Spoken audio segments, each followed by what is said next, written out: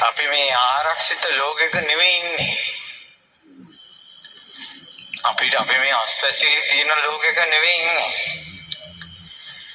දරුවනේ පැටවුනේ ඔයාලට දීර්ඝායුෂ තිබ්බොත් ඔයාලා මැරෙන්න කලින් තව ගොඩාක් දේවල් බලන්න තියෙනවා. මේ වගේ විශේෂණ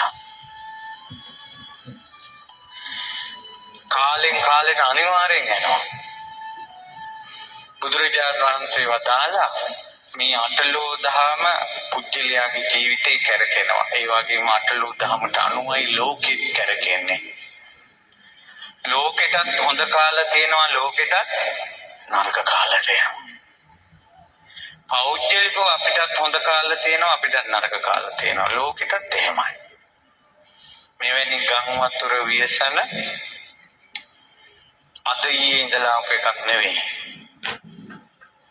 ලෝතර සම්මා සම්බුදුරජාණන් වහන්සේ සම්මා සම්බුද්ධත්වයට පත් වෙලා මාස කිහිපයක් යනකොට උරුවෙල් ජනපදයේ උරුවෙල් කාශ්‍යප නදී කාශ්‍යප ගයා කාශ්‍යප දමනය කරන්න වැඩම කළ මොහොතේ උරුවෙල් කාශ්‍යපගේ ආරාමයට වැඩියා. උරුවෙල් කාශ්‍යප කල්පනා කළ මුන්නාන්සේ නිතර මෙතන හිටියොත් මිනිස්සු මුන්නාන්සේට පහදී.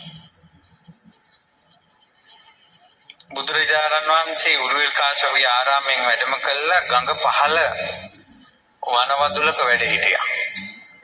මොර සූරන වැස්සක් ආවා. දැන් මුචලින්ද නාගදරණී කියන්නේ 6 වෙනි සතියේ දවස් 6ක් වැස්ස.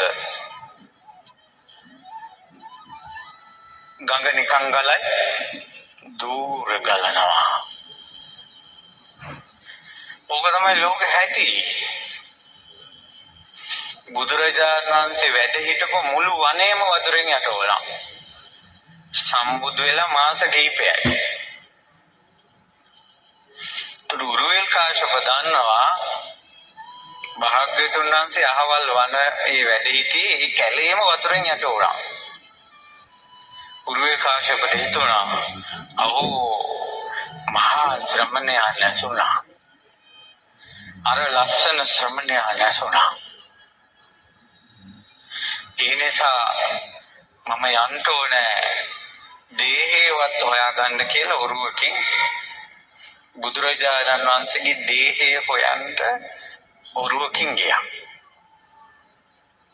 උරුව පැද්ද පැද්ද යද්දී බුදුරජාණන් වහන්සේ ඒ වැඩ හිටපු කුටියේ ඉර්ධියෙන් වතුර දෙපැත්තට කරලා එතකොට මෙතන ඉඳලා වතුර බිත්තියක් වගේ මේ පැත්තෙත් වතුර බිත්තියක් වගේ මේ පැත්තෙත් වතුර බිත්තියක් වගේ හැ පැත්තෙත් වතුර බිත්තියක් වගේ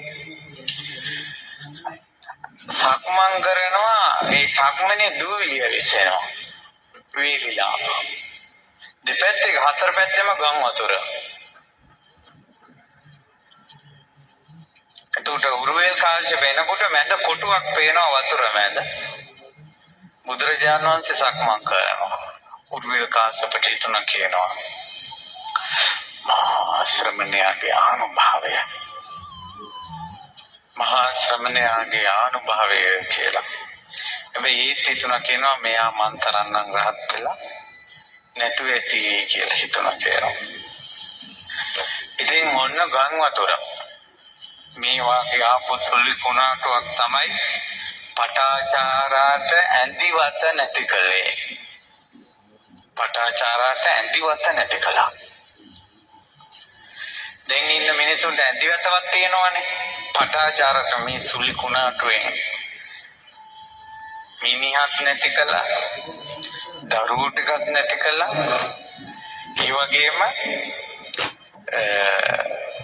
අම්මයි තා ගෙදර සම්පූර්ණයෙන් කුණාටුවට කැඩිලා. අම්මයි තාත්තයි සහෝදරයයි ඔක්කොම ගේ කඩාගෙන ඉන්න මිනිහවත් ගන්න බෑ. බොහොම අමාරුවෙන් අරගෙන ගිනි තිබ්බා. පිස්සියක් වුණා. ඇඳුම් නැති වුණා. නිරෝධින් දිව්වා. ඔයාට මට මේ කුණාටු මහා කම්පනයකටපත් වුණාට ඔබටත් මටත් ලෝකේ දකින අයට නිත